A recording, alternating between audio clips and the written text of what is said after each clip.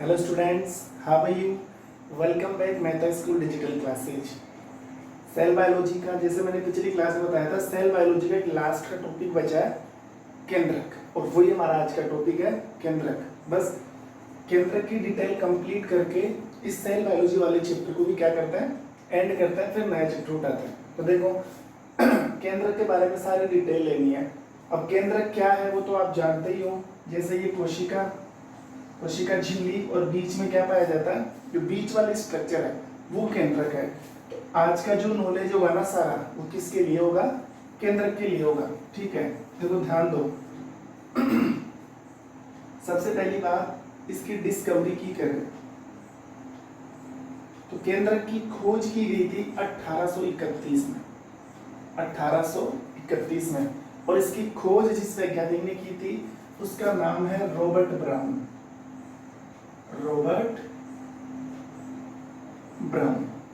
Robert brown नामक ने 1831 में किसको खोजा था, केंद्रक को। और केंद्रक को किसमें खोजा, इन्होंने केंद्रक की खोज की थी ऑर्किड पादप की मूल, यानी कि जो ऑर्किड पादप आता है ना, जिसका छोटा सा फ्लावर आता है, सबसे छोटा फ्लावर व्हाइट कलर का, तो ऑर्किड पादप की जो जड़ होती है ना, जड़, तो उस जड़ की कोशिका में, मूल की कोशिका में, उस मूल की कोशिका में रॉबर्ट ब्राउन ने 1831 में खोज की थी किसकी, केंद्रक की। ठीक है, ये केंद्रक की डिस्कवरी के बारे में हो गया। अब ध्यान देना, अगर इसकी संख्या की बात करें, वैसे तो केंद्रक एक कोशिका में एक ही होता है, लेकिन कुछ कोशिकाएं होती हैं, कुछ ऐसे भी जीव पाए जाते हैं जिनमें एक से ज्यादा केंद्रक भी पाए जाते हैं। केंद्रक के आकार की बात करें,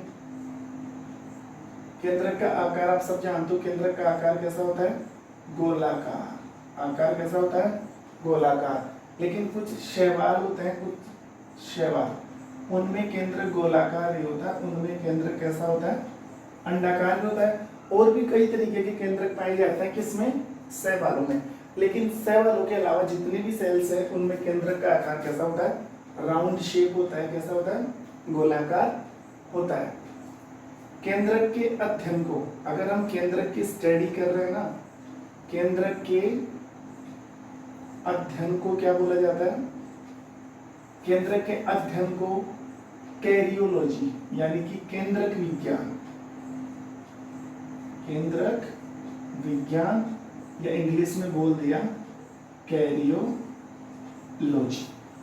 ठीक है, केंद्रक की स्टडी को क्या बोला जाता है, कैरियोलॉजी। क्या, कैरियोलॉजी। हाँ, अगर बात करें प्रेजेंस की,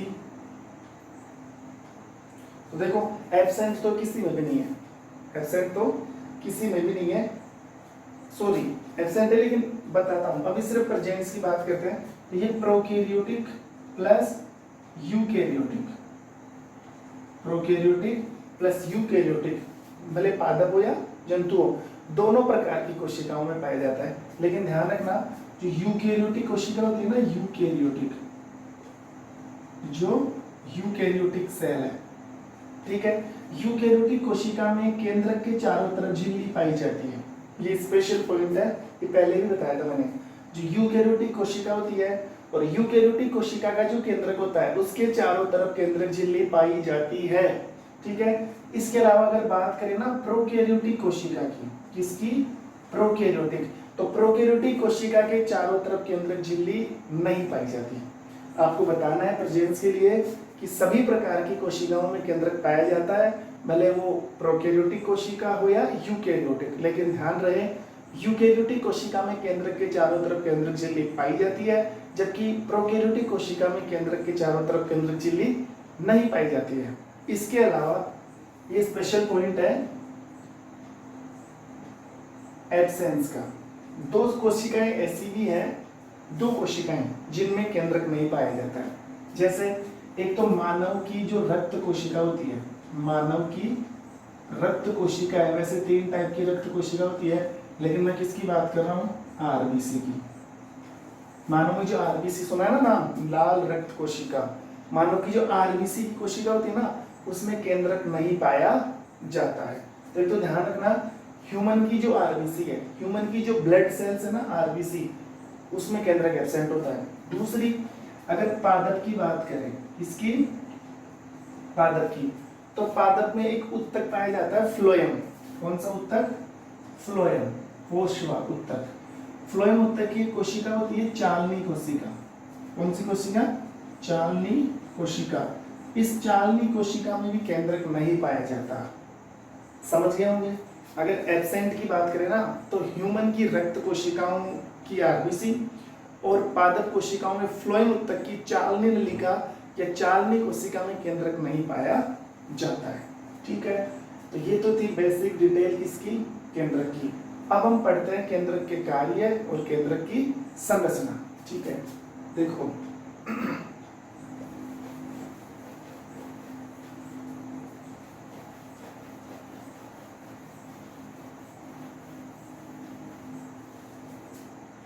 सबसे पहले बात करें केंद्रक की संरचना। सबसे पहले केंद्रक की संरचना। अब देखो, केंद्रक के स्ट्रक्चर को 4 पार्ट में डिवाइड किया है। केंद्रक की संरचना को 4 भागों में बांटा है।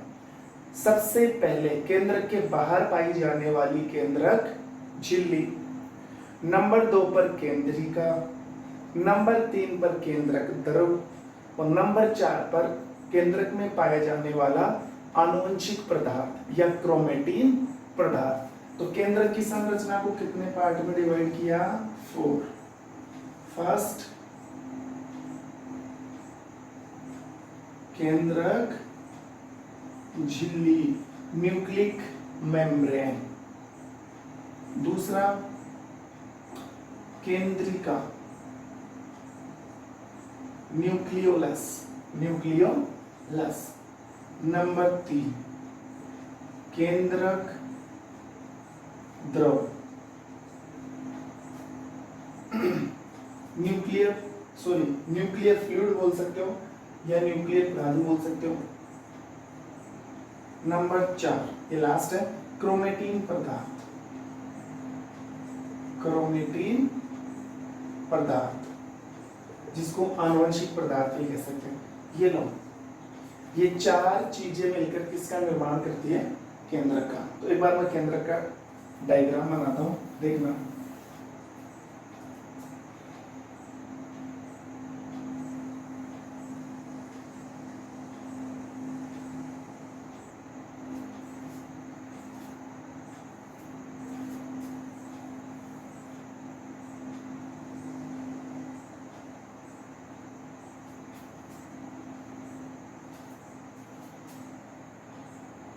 ये केंद्रक के चारों तरफ पाई जाने वाली झिल्ली।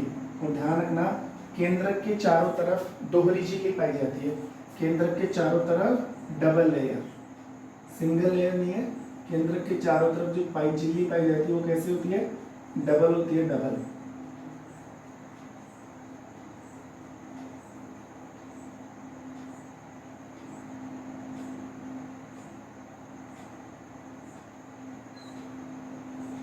ऐसे कितनी लेयर नजर आ रही है?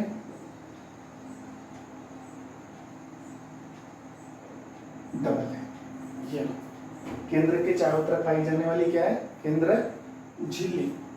अब ये केंद्रक झिल्ली है। एक बार डायग्राम बना देता हूँ फिर समझाता हूँ। ये केंद्रक झिल्ली बीच बीच में से क्या होती है? ऐसे टूटी हुई होती है, ऐसे।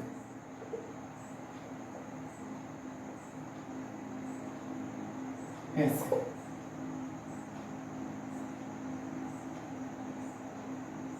मतलब केंद्रक झिल्ली के बीच बीच में क्या होता है? छिद्र पाए जाते हैं, जिन्हें न्यूक्लिक पोर या केंद्रक छिद्र कहा जाता है।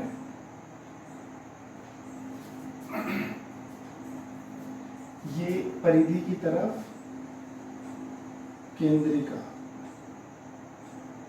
केंद्रिका बीच बीच में नहीं पाई जाती है, केंद्रक झिल्ली की तरफ होती है।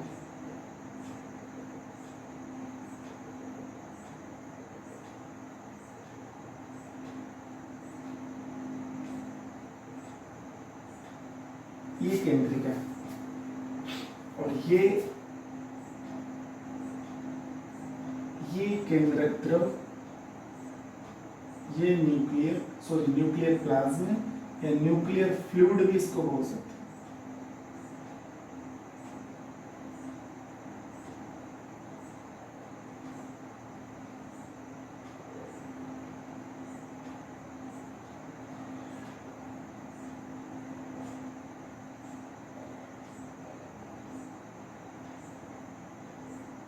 ये केंद्रक द्रव, ठीक है, ये क्या बना रहा हूं मैं, केंद्रक द्रव। अब इस केंद्रक द्रव में सबसे लास्ट वाली चीज आपको मेंटेन करनी है और वो है क्रोमेटिन पदार्थ। ये देखो चारों तरफ दोहरी झिल्ली, तो क्या हो गई केंद्रक झिल्ली। ये परिधि की तरफ मतलब केंद्रक झिल्ली की तरफ क्या बना दिया, केंद्रिका। अब ये इसके अंदर क्या भर दिया, ये केंद्रक द्रव, बिल्कुल पारदर्शी, बिल्कुल स्वच्छ कोलाइडी केंद्रक द्रव होता है। और सबसे लास्ट में क्रोमेटिन पदार्थ। क्रोमेटिन पदार्थ कैसा होता है, बिल्कुल धागे की तरह, जैसे धागा बिखरा हुआ रहता है ना, सेम उसी की तरह क्रोमेटिन पदार्थ होता है, लाइक दिस।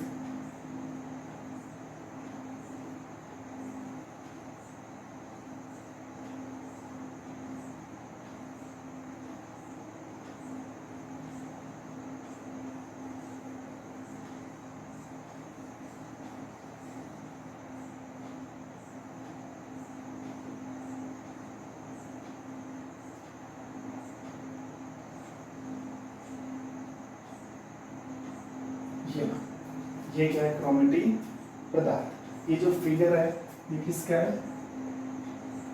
न्यूक्लियस, केंद्रक का। ये बता दो आप, ये तो क्या है, केंद्रक झिल्ली। ये क्या है, केंद्रिका। ये क्या भरा हुआ है, केंद्रक द्रव। ये क्या है, क्रोमेटिन पदार्थ। और ये जो छिद्र है ना, ये है केंद्रक छिद्र, केंद्रक छिद्र। ये केंद्रक का डायग्राम हो गया। अब हमें ये एक एक चीज डिटेल से पढ़नी है, तो सबसे पहले ले लेते हैं केंद्रक झिल्ली। सबसे पहले केंद्रक झिल्ली, ओके। देखो सबसे पहले केंद्रक झिल्ली, न्यूक्लिक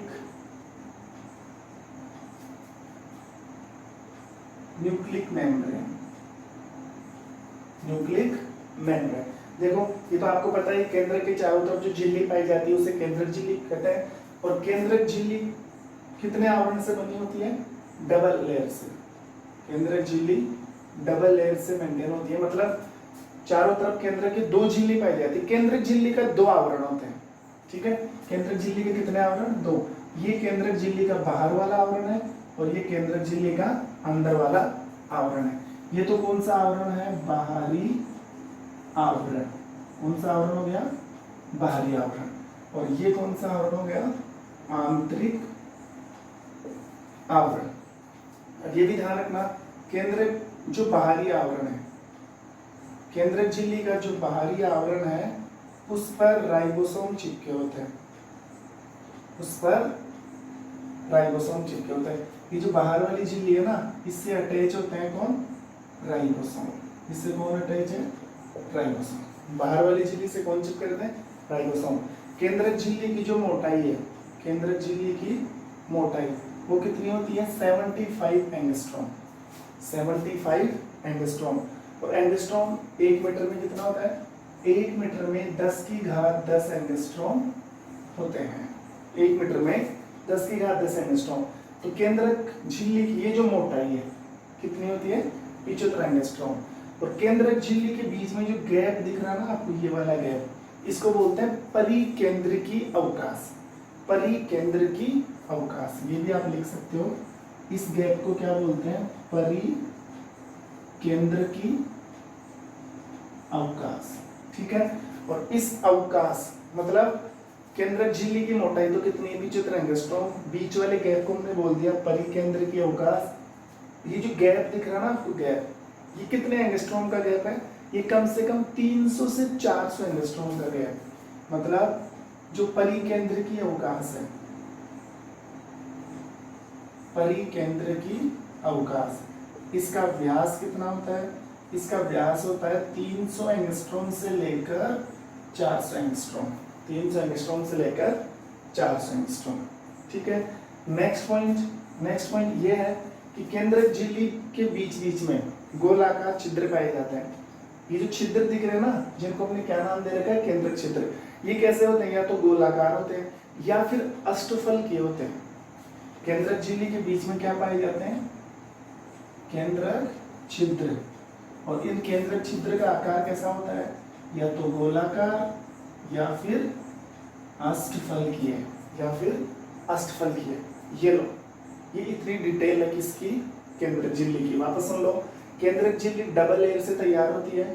केंद्रक झिल्ली के बाहरी आवरण पर राइबोसोम चिपके होते हैं। केंद्रक झिल्ली की मोटाई 75 एंगस्ट्रॉम होती है। केंद्रक झिल्ली के बीच के अवकाश को परिकेंद्र के अवकाश कहते हैं, जिसका व्यास 300 एंगस्ट्रॉम से 400 एंगस्ट्रॉम होता है। केंद्रक झिल्ली के बीच बीच में जो केंद्रक छिद्र, जो न्यूक्लिक पोर पाए जाते हैं, उनकी जो शेप होती है राउंड शेप या फिर अष्टफल की है, या फिर कैसी होती है? अष्टफल की होती है, ओक्टागोनल होती है, ओक्टागोनल।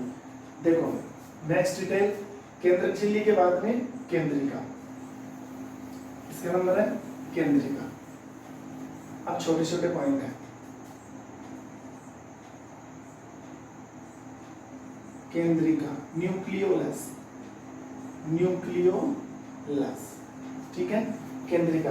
तो केंद्रिका कहां पर पाई जाती है? केंद्रक झिल्ली की तरफ, केंद्रक झिल्ली की तरफ पाई जाती है। देखो ये रही, बीच में नहीं है, किधर भी नहीं है, किसकी तरफ है? परिधि की तरफ है। और परिधि क्या है? केंद्रक झिल्ली। केंद्रक झिल्ली की तरफ पाई जाती है। केंद्रिका का आकार कैसा होता है? गोलाकार। सबसे पहले केंद्रिका को किसने देखा था? फोंटाना नामक वैज्ञानिक ने। सबसे पहले केंद्रिका को किसने देखा? फोंटाना नामक वैज्ञानिक ने। कब देखा? 1781 में। केंद्रिका की खोज फोंटाना ने की थी 1781 के अंदर। बिल्कुल केंद्रिका राउंड शेप की होती है। और केंद्रिका का काम क्या होता है? देखो, केंद्रिका का मुख्य काम है राइबोसोम बनाना, राइबोसोम का निर्माण। राइबोसोम का निर्माण कौन करती है? केंद्रिका करती है। जैसे क्वेश्चन आया ना कि राइबोसोम की फैक्ट्री किसे कहते हैं? मतलब राइबोसोम फैक्ट्री से मतलब है फैक्ट्री में कोई चीज बनती है ना, किसी भी फैक्ट्री में प्रोडक्शन होता है, जैसे लाइट की फैक्ट्री, टायर ट्यूब की फैक्ट्री, किसी भी चीज की फैक्ट्री। तो राइबोसोम की फैक्ट्री मतलब किस में राइबोसोम बनते हैं? तो राइबोसोम की फैक्ट्री होती है केंद्रिका। Who is the factory of ribosome? That is called nucleolus. Ribosome की फैक्ट्री है केंद्रिका। और प्रोटीन की फैक्ट्री होती है राइबोसोम। राइबोसोम को केंद्रिका बनाती है और प्रोटीन को राइबोसोम बनाते हैं। तो दो क्वेश्चन हो गए। प्रोटीन की फैक्ट्री, प्रोटीन का निर्माण कौन करेगा? राइबोसोम। राइबोसोम की फैक्ट्री, राइबोसोम का निर्माण कौन करती है? केंद्रिका। बस इतना सा ध्यान रखना, केंद्रिका राइबोसोम की क्या होती है? फैक्ट्री। राइबोसोम की फैक्ट्री। ओके, तो दो ऑर्गन तो हमने पढ़ लिए केंद्रक के, दो और बच रहे हैं। नंबर 3, केंद्रक द्रव, केंद्रक न्यूक्लियोप्लाज्म, न्यूक्लियोप्लाज्म। देखो केंद्रक द्रव, केंद्रक के अंदर जो अर्ध तरल पदार्थ भरा होता है, अर्ध तरल जो पदार्थ भरा होता है उसे क्या बोलते हैं? केंद्रक द्रव। अर्ध तरल से मतलब है पूरा लिक्विड नहीं है, मतलब ये जेल टाइप का आता है, जो शहद आता है ना उस टाइप का होता है। तो बिल्कुल पूरा पतला नहीं बोल सकते, पूरा तरल नहीं बोल सकते, उसमें कुछ ठोस चीजें भी है। इसलिए कौन सा वर्ड यूज किया है? केंद्रक में पाए जाने वाले अर्ध तरल पदार्थ को केंद्रक द्रव कहते हैं। और ये बिल्कुल पारदर्शी होता है, पारदर्शी होता है और बिल्कुल स्वच्छ होता है, पारदर्शी और बिल्कुल स्वच्छ होता है। और इस केंद्रक द्रव में बहुत सारी चीजें पाई जाती है, जैसे प्रोटीन, एमिनो एसिड, वसा, वसीय अम्ल, विटामिन, कार्बोहाइड्रेट, ग्लूकोज, लिपिड, ये सब आरएनए, डीएनए, राइबोसोम, ये सब किस में पाए जाते हैं? केंद्रक द्रव में। ठीक है, हो गया केंद्रक द्रव। लास्ट का जो पॉइंट है वो है क्रोमेटीन पदार्थ, क्रोमेटीन पदार्थ, जेनेटिक मटेरियल, सॉरी क्रोमेटीन पदार्थ बोलो। ये देखो जो धागेनुमा स्ट्रक्चर का पदार्थ दिख रहा है ना केंद्रक द्रव में, उसे बोलते हैं क्रोमेटीन पदार्थ। ये कैसा होता है? धागेनुमा। कैसा होता है? धागेनुमा। और ये जो क्रोमेटीन पदार्थ है, इस क्रोमेटीन पदार्थ में क्या पाया जाता है? तो आरएनए प्लस डीएनए, और यही क्रोमेटीन पदार्थ, आप इसको डीएनए बोल सकते हो। ये क्रोमेटीन पदार्थ पहले तो ये ऐसे ऐसे धागे की तरह होता है, ऐसे, ठीक है, जो धागे की जैसे दिख रहा है ना, ये क्रोमेटीन पदार्थ है। क्रोमेटीन पदार्थ का मतलब होता है जो एक पीढ़ी से दूसरी पीढ़ी में जाए। देखो ये अभी तो आपको धागे की तरह दिख रहा है, ऐसे, पहले तो ये बिल्कुल कैसे होता है? ऐसे, बिल्कुल धागे की तरह। बाद में क्या बना लेता है? ऐसे गुणसूत्र बना लेता है, ऐसे जोड़े बना लेता है, ऐसे।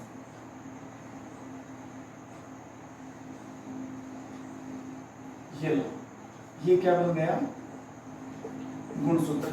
ये जो धागे जैसा क्रोमेटिन दिख रहा है ना आपको, ऐसा, ये बाद में कैसा बना लेता है? ऐसी संरचना बनाता है।